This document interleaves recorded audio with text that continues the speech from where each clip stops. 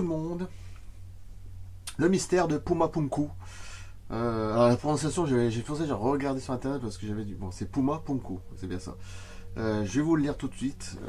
C'est très intéressant. Hein, sur les sommets de la cordillère des Andes, là où se trouvait Tiwanaku,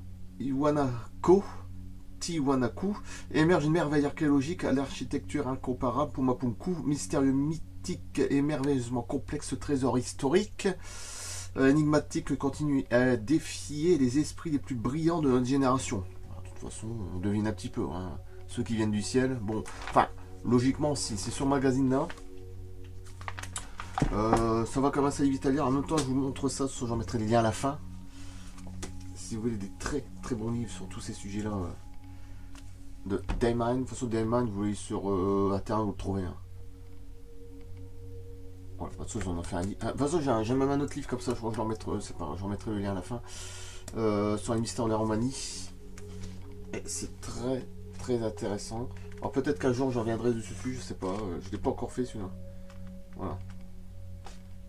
Et ça c'est. En plus c'est des grands formats, j'adore, ça c'est vraiment génial. Voilà. Après il y a ça aussi.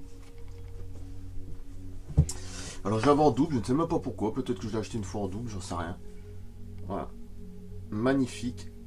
Pas mal non plus. Bon évidemment. Alors bon, c'est pas dans le même vraiment contexte, mais c'est toujours intéressant.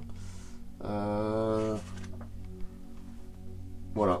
Et je l'ai en double parce que je sais pas pourquoi j'avais acheté en double.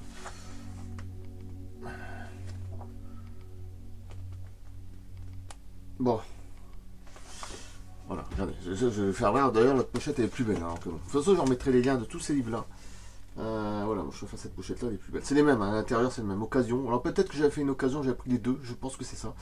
Et puis comme c'était pas trop cher les deux, bon voilà. Ça doit encore se trouver sur Amazon, mais je suis pas sûr. Hein. Mais moi, je préfère cette pochette-là, elle est plus belle que celle-là. Hein. Enfin, je préfère. Je préfère le style. Avec l'île de Pâques au milieu. Bon, là, c'est Stone Edge, mais bon. Bon. Après, voilà. Alors, je vous remettrai les liens à la fin. Je vous remettrai les liens aussi derrière de Peter Colosimo, Astronome de la préhistoire et Daymane. Comme ça, vous aurez plein de liens à la fin. Si vous avez envie de le prendre ou pas. Hein. Après, c'est pas mon. Voilà. C'est pas moi qui écris comme je dis tout le temps. Mais après, c'est vraiment excellent à lire. Alors, autant commencer tout de suite le mystère de Puma Punku. C'est très intéressant.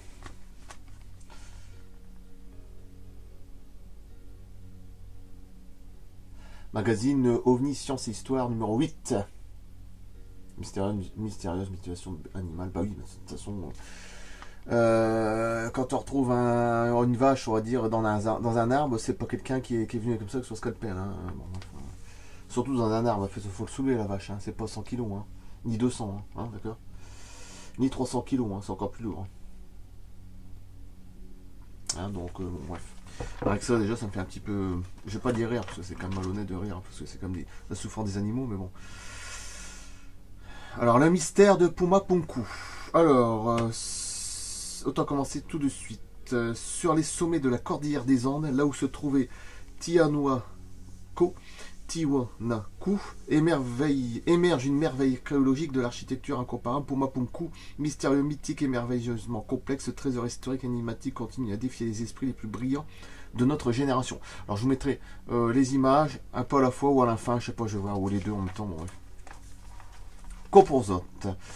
Composote d'un temple lui-même au cœur du site bolivien de Tiwanaku, la porte de Puma, visitée par les conquistadors du XVIe et XVIIe siècle, est décrite tel un bâtiment magnifique mais inachevé ou détruit. Elle représentait un niveau de savoir-faire inégalé, soit le sommet architectural et technologique des civilisations andines pré-européennes. Les analyses actuelles laissent souvent les experts perplexes car beaucoup estiment que ce lieu est une preuve d'utilisation d'outils bien supérieurs au niveau technologique de l'époque. Bah, c'est comme les pyramides de Gizeh, hein, que vous voyez les instruments qu'ils avaient, les Égyptiens, mais ça ne correspond pas du tout. C'est des trucs vraiment rudimentaires, je veux dire. C'est impossible pratiquement. Bon, bref. Ces analyses sont déduites de l'analyse de courbes de précision, d'ingénierie précise et de preuves d'un très sérieux niveau de géométrie et mathématiques. C'est un trésor conséquent pour quiconque a l'œil suffisamment avisé pour le remarquer. Géologie, ingénierie, astronomie, nombreuses sont les disciplines représentées. Âge, manque d'écrit et mauvais état des structures sont à l'origine de notre incapacité à analyser ce complexe. toute façon, je vais vous dire, les plus beaux temples au monde, c'est en Inde. C'est les plus beaux temples au monde. C'est ce qu'il dit de Dayman dans son livre. Et moi, je suis d'accord. C'est même les plus complexes en Inde. C'est les plus beaux temples. C'est tout. Je pense. Hein. Au monde, ouais, c'est fort possible. L'analyse de ce qui en reste n'en est pas moins surprenante. Comment des blocs d'un poids aussi colossal ont-ils pu être positionnés aussi parfaitement? Nos plus grands experts actuels, ingénieurs, constructeurs, n'ont à ce jour ni réponse ni capacité de reproduction de ces prestigieux édifices d'un temps passé. Bah, de toute façon, j'en mettrai le lien de ce que je viens de faire voir dans le Mystère Énigme, où justement dans les années 60-50, il y a quelqu'un, je ne sais plus comment il s'appelait, il arrivait à soulever des blocs de pierre de 10 à 20 tonnes avec de la lévitation, hein, un ultrason, et il y arrivait. Hein, donc bon. Je remettrai le lien, j'essaierai de trouver dans le livre. Hein. Ingénieurs constructeurs n'ont à ce jour ni réponse ni capacité de reproduction de ces prestigieux édifices d'un temps passé. Avoir une idée de la période de construction sur un premier pas vers la détermination des outils disponibles à l'époque. Différentes analyses placent la construction de cette merveille architecturale à 15 000 ans avant notre ère. Premier élément supportant cette théorie, la porte du soleil, essentiel composant de Tiwanaku. Cette porte s'alignait parfaitement avec des événements célestes, notamment solaires, datant de 15 000 ans avant notre ère. Des experts tels qu'Arthur Posnanski en arrivent à des conclusions similaires, mais par d'autres techniques d'analyse. Certains éléments du temple de Kalasaya ont été érigés en suivant un certain modèle céleste. En étudiant son architecture associée aux étoiles, on peut remarquer que l'angle de l'orbite terrestre par rapport au soleil de l'époque, 23,848, indiquait une date avoisinant les moins 15 000. Ses pairs, Kelly et E.F. Milon, contredirent rapidement son analyse en soulevant que des visiteurs au début du 19e siècle, si je ne me trompe pas, oui, avaient retrouvé la porte du soleil cassée et déplacée par rapport à sa position initiale. L'argumentation de Posnanski fut alors immédiatement discréditée. Malgré cette contradiction, d'autres éléments sont venus à se greffer à la théorie des 15 000 ans avant notre ère. D'autres archéologues ont retrouvé par la suite des figures sculptées censées représenter des animaux disparus de cette région depuis plus de 15 000 ans. Un Cuviaronius, pas un Covid, ancien type d'éléphant, et un Toxodon, mammifère doté de sabots. L'art de l'époque était particulièrement stylisé, et ce qui rend leurs travaux ouverts à interprétation. Qui a créé cette cité? Lorsque les archéologues imaginaient voir un éléphant, il pouvait tout simplement s'agir d'un oiseau. Voici donc un autre argument qui tombe à l'eau. Malheureusement, la datation au carbone 14 ne fonctionnant pas sur les roches, une datation précise n'est pas possible. Face à cette théorie se trouve celle évoquant les premières traces d'habitation datant de 400 ans avant notre ère. Elle fut suivie d'un réel développement jusqu'en l'an 500. À son apogée, elle comptait plus de 400 000 personnes résidant au sein de Tiwanaku et ses alentours. L'agriculture en champs surélevés et le commerce était en plein essor jusqu'à ce que surviennent quelques décennies de sécheresse aux alentours de l'an 1000. Et il y avait aussi vers l'an 1000, ou je ne sais plus si c'était en l'an 1000 ou avant, il y avait à peu près 2 degrés de plus qu'à l'heure actuelle. Hein, après on parlera du réchauffement climatique. Hein. Il y a un truc comme ça à l'âge de bronze, je pense, je ne sais plus. Et oui. Hein, vous me restez bouche bée. Hein. Enfin, vous me... bouche cousue, bouche sparadrap. Comme dirait Léo Ferré, bon bref. Tiwanaku fut alors abandonnée. Suite à cela, elle connut d'importants pillages au XIIIe siècle, détruisant ainsi une vaste partie de son patrimoine unique. Le site deviendra par la suite une carrière d'extraction de minerais servant à la construction de bâtiments modernes. Concernant les deux théories avancées, l'une n'empêche pas l'autre car en moins 400, personne ne peut affirmer que les premiers habitants aient choisi de construire le site plutôt que de juste investir les lieux. Peu seraient capables de résister au fait d'habiter au sein des lieux aussi majestueux. Une bonne connaissance des matières premières utilisées aidera à se rendre compte de l'utilité réelle des outils de l'époque dans le projet tel que Pumapunku. Ça doit être comme ça, ouais. Parce que j'avais dit Pumapunku, j'avais hésité, mais finalement non, c'est bon. Certains types de roches étaient-ils trop rigides pour être taillés avec les outils primitifs de l'époque? C'est bien ce que je disais, hein, primitifs, rudimentaires, bon, bref. Nombreux sont les thèmes de réflexion entourant la question des matières premières de leur utilisation. Nombreux sont les médias paranormaux mettant en avant des informations farfelues, notamment en voulant nous faire croire que les blocs de pierre du site pesaient environ 440 tonnes en moyenne. Non, non, on n'est pas à Baalbek, hein, au Liban, hein, non. Alors là, c'est pas encore pareil. Hein. Et pour moi, Baalbek au Liban, si je ne me trompe pas, là c'est un site d'atterrissage, hein, carrément pour revenir. Hein. Parce que là, c'est des pierres qui font 1000 tonnes, 1200 tonnes. Hein. Aucune grue à l'heure actuelle pourrait faire ça. Il faudra au moins 5 ou 10 hein, pour soulever. Hein. Et encore. Et oui. Si je ne me trompe pas, ça doit être ça, un Baalbek au Liban. Je sais plus, enfin, je pense. Après avoir estimé les différents types de blocs, nous nous sommes rendus compte qu'ils faisaient rarement plus de 50 tonnes, ce qui est déjà énorme. Les deux plus gros faisaient 131 et 85 tonnes, plateforme de LJETIK. Tiwanaku se trouve à plus de 3960 mètres, avec d'importantes différences de hauteur sur la route menant aux carrières les plus proches, environ 10 à 15 km, c'est un truc de dingue. Hein.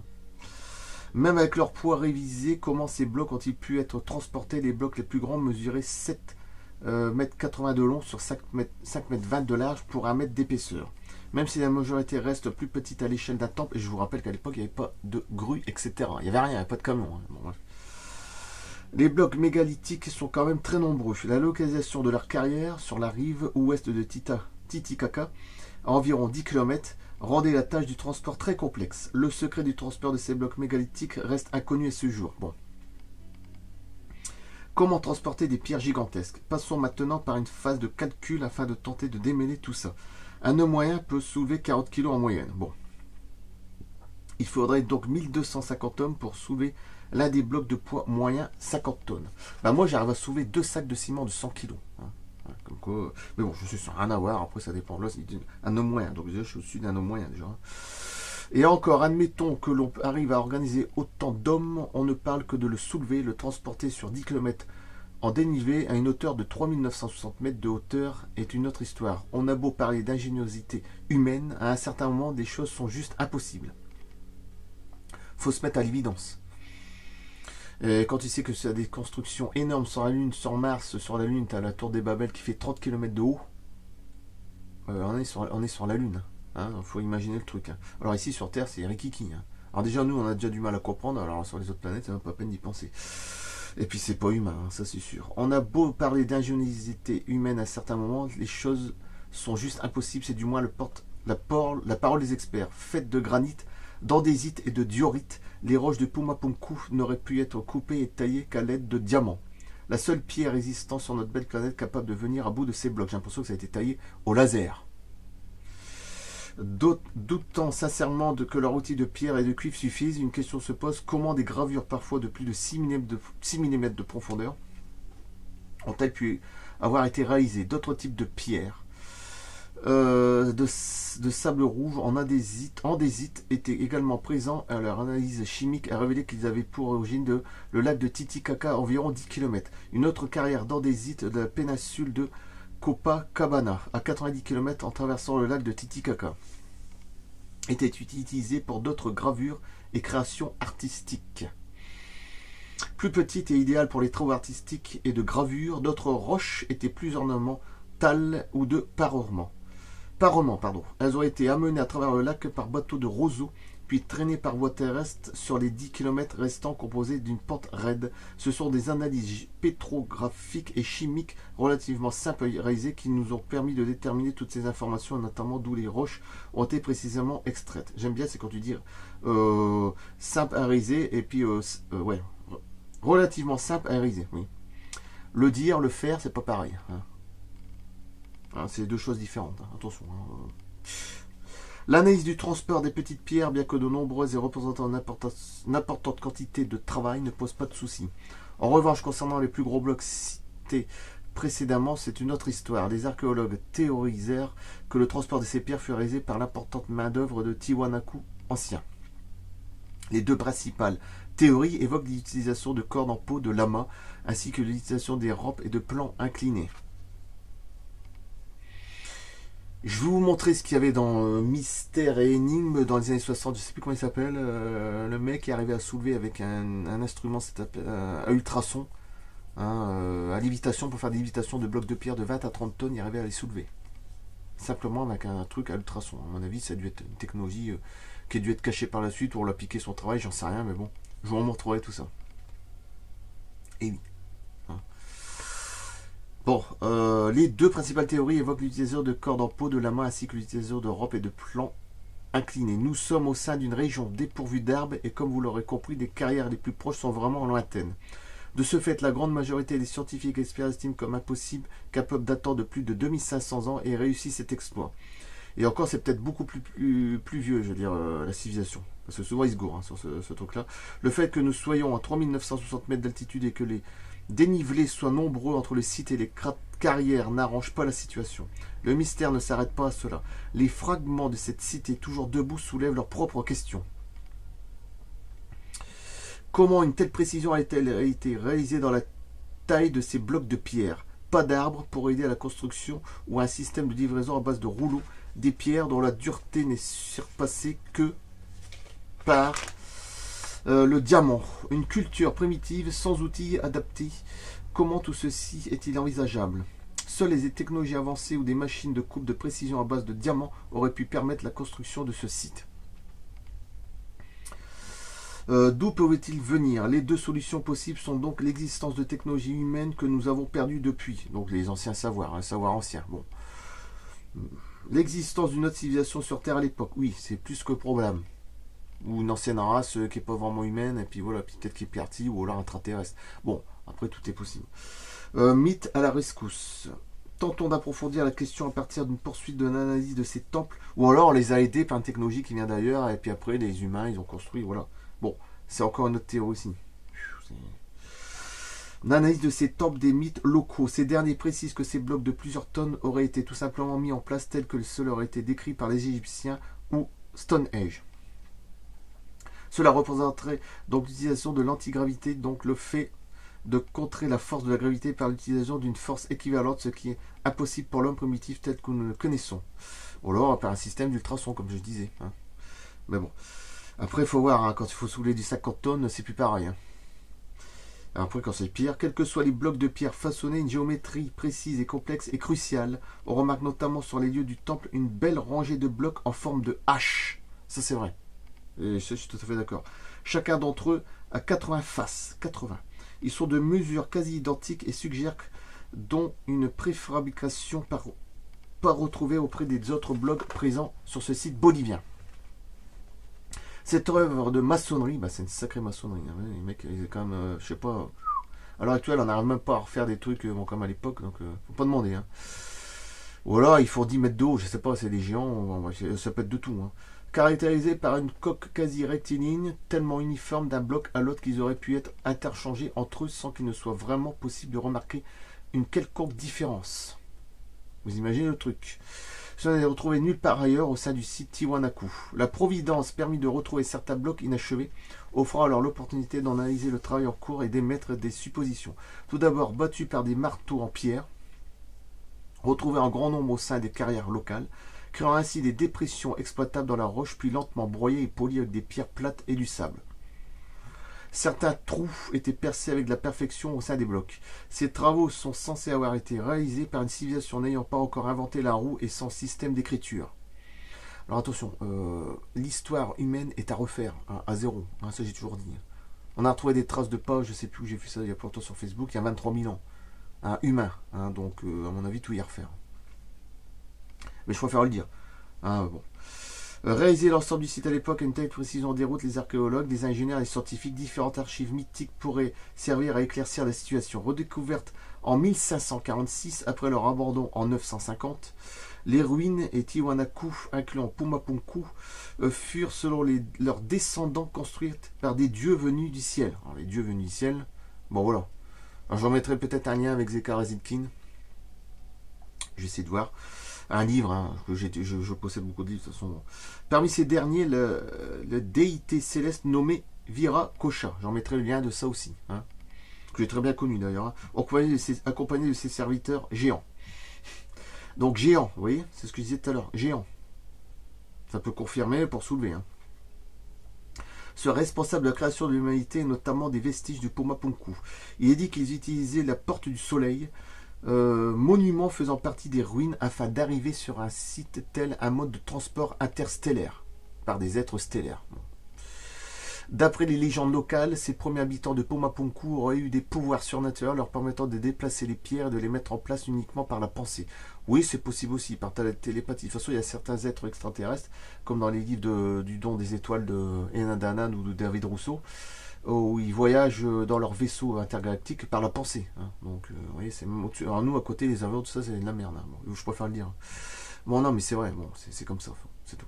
D'après les légendes locales, ces premiers habitants de Pumapunku auraient eu des pouvoirs surnaturels leur permettant de déplacer les pierres, de les mettre en place uniquement par la pensée. C'est ainsi qu'ils auraient construit Pumapunku et les autres installations de Tiwanaku. Ça peut tenir la route.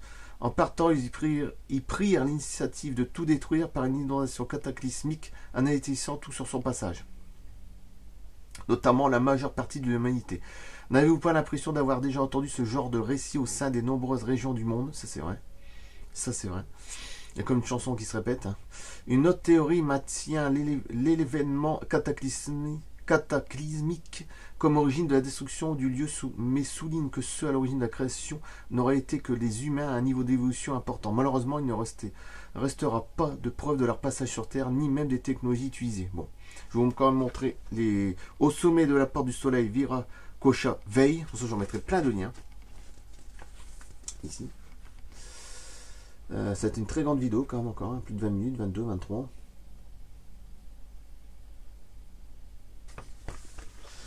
Voilà, c'est pareil. Voilà. Mais moi je vous dis, les plus beaux temples au monde, c'est en Inde. Pour moi, c'est les plus beaux. Les plus incroyables d'ailleurs. Les plus complexes. Après, je peux me tromper. Hein, mais bon. J'en ferai les photos si c'est un peu flou. Bon, ça, je vais mettre au moins 15-20 photos à la fin, c'est sûr. En forme de H, avec 80 faces. Hein, rappelez-vous. Et oui. C'est juste hallucinant. Ah oui, ça c'est beau, c'est avec la porte du soleil. En plein dedans. Bon, c'est un peu flou, c'est pas grave, mais je mettrai des photos. Ah, je sais pas exprès. Sinon, cette caméra, elle m'emmerde. Voilà. Et je vous remettrai le premier lien, les mystères de Pumapunku, ou Papunku, et bon bref. Bon, faut bien rire un peu, voilà. Ou à l'heure actuelle. Hein. OVNI et histoire. Voilà. Avec les haches. Les célèbres haches. Voilà, bombe. Hein. Ah, quoi que si. Ça pourrait faire un jeu de mots, la bombe. Comme après tout, il a disparu, ça a explosé. Cataclysme. Bombe hache. À la limite, je sais pas exprès, des fois quand je trouve des mots. Bon, voilà. Je vous remettrai les liens de tout ce que je vous ai fait ouvrir les livres. Là. Très intéressant. Ça, c'est des véritables. Peut-être que j'en ferai des vidéos sur les Bermudes, le triangle maudit. Hein, vous voyez. Il y a plein de choses à dire. Après, ça dépend ce que c'est. Arthur et Merlin, leur sage éternel. J'ai l'impression de voir Transformers 5 ou 6. Bon, bref, avec Merlin. Oui, il y a de tout. Il y a de tout. Ouais, Léonard de Vinci, forcément. Hein, forcément. Bah oui, voilà. De toute façon, Léonard de Vinci, il connaissait François Ier. Hein, c'était son grand ami. Hein, donc, à l'époque, avec les châteaux de France. Ah bah, je vais en mettre aussi Didier Coala. J'ai essayé de mettre plusieurs choses en même temps. La codification des châteaux de la Loire, tout ça, de Chambord. Comme par hasard, il y a des airs dessus, des salamandres. Bon, c'est un hasard. Hein. Ça correspond encore une fois avec des êtres qu'on connaît un petit peu, hein, je pense. Bon. Nostradamus. Bon, c'est moins mon truc, mais bon, je mettrai les livres aussi avec Didier Coalac, que je connais aussi. Que je connais, j'ai déjà parlé avec lui, mais bon, je connais comme ça sans. Voilà, mais j'ai quand même tous ses livres. Christophe Colomb, ouais, bon. Peut-être intéressant aussi. Mais... Bon, après, il y a des. Ah, ça, c'est ce qu'il y a de mieux, ça. Bon, on va commencer à tout faire voir. Plus.